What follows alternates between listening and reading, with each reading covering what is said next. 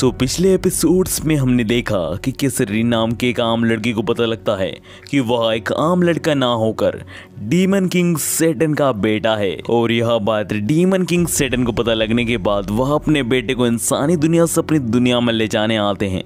पर इसी बीच रिन के इंसानी फादर उसे बचाने के लिए अपने आप को सेक्रीफाइस कर देते हैं।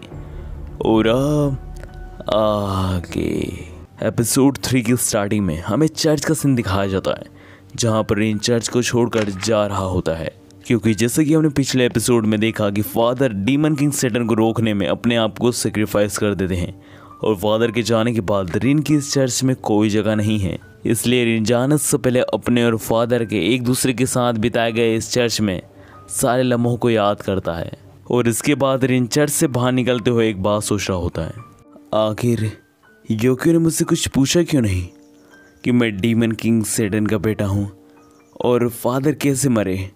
योक्यो ने मुझसे कुछ भी नहीं पूछा। और ये सब सोचते हुए रिन बाहर जा रहा होता है।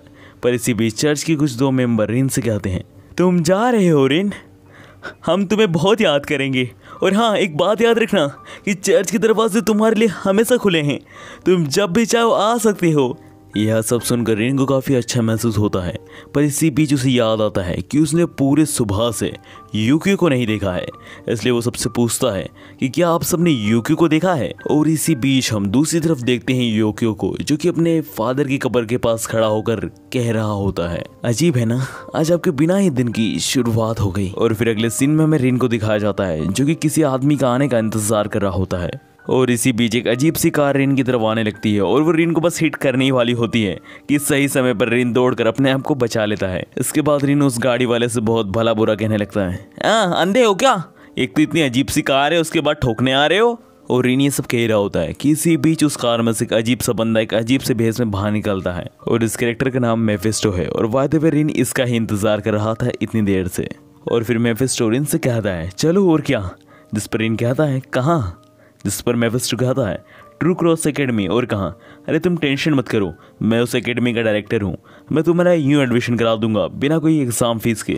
और मेफिस्टो ये सब कह रहा होता है कि इसी बीच यूक्यो वहाँ आ जाता है और वो मेफिस्टो से कहता है, सर मेफिस्टो। और फिर अगले सीन में यूक्यो रिन से कह रहा होता है कि तुम्हें इतनी बड़ी एकेडमी में एडमिशन का मौका मिल रहा है, तुम्हें ज्वाइन हो जाना चाहिए। पर इसी बीच बस रिन यूक्यो को ही देखे जा रहा था कि उसने उससे कुछ सवाल क्यों नहीं पूछा, डेट के बारे में, डेविल किंग के बारे में। और ये सब देखकर मेफिस्टो कहता है कि हम बस एकेडमी पहुंचने ही वाले हैं रिन, तुम अपने कपड़े बदल लो। और फिर रिन गाड़ी में ही अपने कपड़े बदल कर यूनिफॉर्म पहन लेता है। और फिर अगले सीन में हम रिन को हाई स्कूल असेंबली में देखते हैं और रिन यूक्यो को देखकर काफी ज्यादा हैरान होता है, क्योंकि रिन यूक्यो का बड़ा भाई है, पर यूक्यो रिन की ही क्लास का रिप्रेजेंटेटिव है। और यूक्यो ऐसा इसलिए कर पा रहा था क्योंकि यूक्यो ने एंट्रेंस एग्जाम के दौरान सबसे ज्यादा स्कोर किया था। और यूक्यो की स्पीच के दौरान रिन ध्यान देता है कि सारी स्कूल की लड़कियों को यूक्यो पर क्रश आ गया है। और यूक्यो की स्पीच के बाद यूक्यो को सारी लड़कियां घेर भी लेती हैं, क्योंकि वो फर्स्ट क्लास का रिप्रेजेंटेटिव है। और इसी बीच हम दूसरी तरफ रिन को देखते हैं, जो कि इतनी बड़ी स्कूल को देखकर काफ़ी हैरान होता है और बहुत तगड़े तगड़े रिएक्शन बना रहा होता है, जिसे देखकर सारे स्टूडेंट्स रिन के ऊपर मजाक बनाने लगते हैं कि आखिर ये कैसा लड़का है जो कि स्कूल को ऐसे घूर रहा है चोरों जैसे। और ये सारी बातें रिन भी सुन लेता है और उसे काफ़ी बुरा भी लगता है ये सब सुनकर। और फिर अगले सीन में एकेडमी की छुट्टी होने के बाद रिन सीढ़ियों से जाते हुए कहता है, मुझे कोई फर्क नहीं पड़ता कि मेरी हाई स्कूल लाइफ कैसे बीते, बस मुझे एक स्ट्रॉन्ग एक्सोर्सिस्ट बनना है। और रिन ये सब सोचते हुए जा रहा होता है कि इसी बीच उसे एक कुत्ता दिखाई देता है और वो कुत्ता मानो रिन से इशारों में कहता है कि तुम मेरा पीछा करो। और ये इशारे रिन भी समझ जाता है और वो उस कुत्ते का पीछा करने लगता है। और रिन उस कुत्ते का पीछा करते हुए सोचता है कि आखिर ये कुत्ता कितना अजीब दिखता है। और कुछ देर उस कुत्ते का पीछा करने के बाद वो कुत्ता एक पिलर के ऊपर चढ़ जाता है और तभी वो कुत्ता मेफिस्टो में बदल जाता है। और यह देखकर रिन काफ़ी शॉक हो जाता है कि ये तो मुझे पता था कि ये एक्सोर्सिस्ट हैं, पर ये सब जादू भी कर सकते हैं, इसके बारे में मुझे नहीं पता था। इसलिए रिन मिस्टर मेफिस्टो से पूछता है कि आपने ये सब कैसे किया।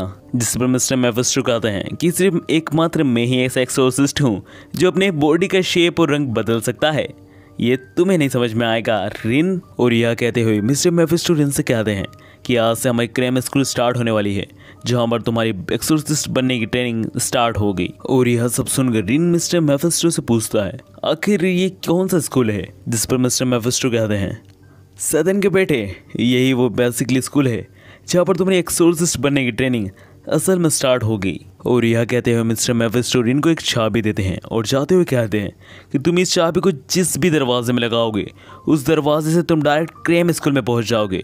वो भले दरवाज़ा कोई सा भी हो, बस तुम्हें उसके की होल में लगाना है और घुमाना है। और मिस्टर मेफिस्टो की बात मानकर रिन अपने पास के ही एक छोटे से दरवाजे में उस चाबी को लगाकर उसे चेक करता है। और वो जैसे ही उस दरवाजे को खोलता है तो हाँ, सच में वो चाबी एक नॉर्मल से दरवाजे को एक किले जैसी जगह से जोड़ देती है।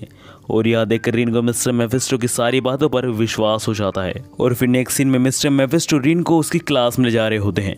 और इसी बीच मिस्टर मेफिस्टो रिन से कहते हैं कि तुम्हें ध्यान रखना है कि किसी को पता ना लगे कि तुम डीमन किंग सैटर्न के बेटे हो, और अपनी नीली आँख को थोड़ा कंट्रोल में रखना। और यह कहकर मिस्टर मेफिस्टो फिर से उसी बदसूरत कुत्ते के रूप में बदल जाते हैं। और फिर अगले सीन में रिन क्लास का दरवाज़ा खोलकर क्लास में जाता है, जहाँ पर वो सारे बच्चों को देखकर सोचता है आखिर यहाँ पर कितने कम लोग हैं। और इसी बीच वो सारे बच्चे रिन को बस घूरे जा रहे होते हैं। इसलिए रिन नर्वस होकर जल्दी से अपना इंट्रोडक्शन देकर कहता है मेरा नाम ओकुमुरा रिन है।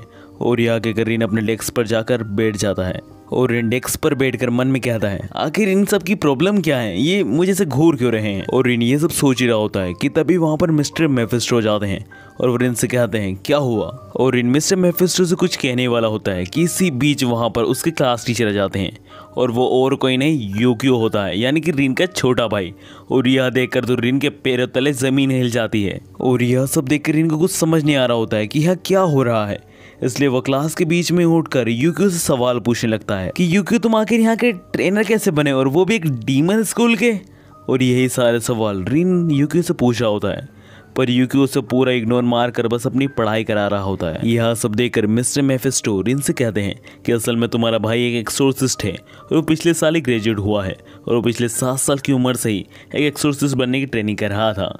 और साथ ही में मिस्टर मेफिस्टो रिन से कहते हैं कि असल में तुम्हारा भाई अभी एंटी डीमन फार्मासिस्ट का काम कर रहा है हाई स्कूल में, और इसके बाद जैसे उसके मिशन एक्टिवेट हो जाएंगे वो एक्सोर्सिस्ट के काम पर चल जाएगा।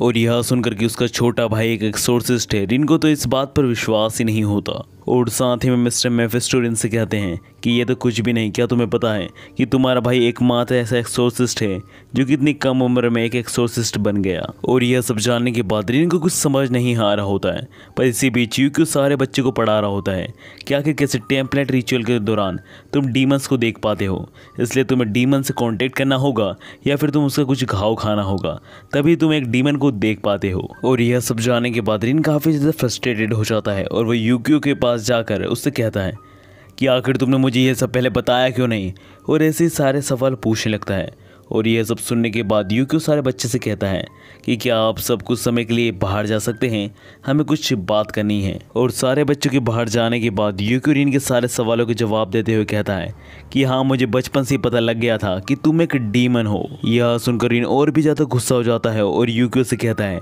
अगर तुम्हें इन सब के बारे में बचपन से ही पता था तो तुमने मुझे क्यों नहीं बताया। रिन और यूकियो की बातों के दौरान रिन के हाथों से गलती से यूकियो का टेस्ट ट्यूब गिर जाता है और उस टेस्ट ट्यूब में असल में डीमन का ब्लड था। और जैसे ही वो ब्लड जमीन पर गिरता है वैसे उस ब्लड की मदद से वहां पर कुछ डीमन समन हो जाते हैं। और इन डीमंस को देखते से यूकियो अपनी गन को बाहर निकाल कर इन डीमंस पर हमला करना स्टार्ट कर देता है। और इन डीमंस से निपटते हुए यूकियो रिन को एक जवाब देता है कि आखिर मैं तुम्हें क्यों बताऊं डीमंस और इन सब के बारे में, मेरी नज़रों में तो तुम ही एक डीमन हो, तुम ही हमारे लिए एक समस्या हो। और साथ ही में यूकियो कहता है कि मेरी सोच सही निकली, तुम्हारी वजह से हमारे डैड भी मारे गए, तुम एक समस्या हो। क्या तुम्हें पता है कि हमारे डैड एक बहुत स्ट्रॉन्ग एक्सोर्सिस्ट थे, सैटर्न उन्हें कभी काबू नहीं कर सकता अगर तुम उनसे वो वर्ड नहीं बोलते जिसकी वजह से उनका दिल टूट गया और वो एक कमज़ोर हो गए, वरना सैटर्न उन्हें कभी छू भी नहीं सकता था। तुम्हारी वजह से मरे हैं हमारे डैड। और यह सब सुनकर रिन को काफ़ी ज़्यादा गुस्सा आ जाता है, जिस वजह से वो अपने ऊपर नीली आँख को काबू होने देता है। और नीली आँख के काबू होने के बाद ही रिन यूकियो के ऊपर हमला कर देता है। पर असल में रिन यूकियो के ऊपर नहीं, यूकियो के पीछे एक डीमन था, उसके ऊपर हमला करता है। और उस डीमन को हराने के बाद रिन यूकियो से कहता है तुम मेरे भाई हो यूकियो, मैं तुम्हारे ऊपर कभी हमला नहीं कर सकता। और बात रही डैड की मौत की, तो उसका बदला मैं इस दुनिया का नंबर 1 एक्सोर्सिस्ट बनकर डीमन किंग सैटर्न से आमने सामने लूँगा। और यह सुनकर यूकियो रिन से कहता है मेरा भी कुछ ऐसे ही सपना है भाई। और यह कहकर यूकियो सारे स्टूडेंट को वापस क्लास में बुला लेता है और इसी बीच सारे स्टूडेंट क्लास की ऐसी हालत देखकर काफ़ी हैरान होते हैं। और फिर हमें नाइट का सीन दिखाया जाता है जहाँ पर एकेडमी की छुट्टी के बाद रीन अपने रूम पर आ चुका होता है। पर तभी रीन के पीछे यूक्यो भी रीन के रूम में आ चुका होता है, जहाँ पर रीन यूक्यो से पूछता है आखिर तुम यहाँ क्या कर रहे हो। जिस पर यूक्यो कहता है तुम डीमन किंग सैटर्न के बेटे हो तो तुम्हारे पर नज़र तो रखनी होगी ना। और यूक्यो के कहते से ही हमारे ये एपिसोड एंड हो जाता है। हेलो, हाँ कौन है शिवा? हाँ मैं जानता हूँ यार कि आप सब सोच रहे होगे कि इतने दिनों से मैं कहाँ था, पर यार थोड़ी बहुत गलतियाँ हो जाती हैं, तो आगे से एपिसोड डेली बेसिस पर आया करेंगे और या फिर एक दिन छोड़ के। और हाँ, थैंक यू सो मच 13 के सब्सक्राइबर फैमिली के लिए।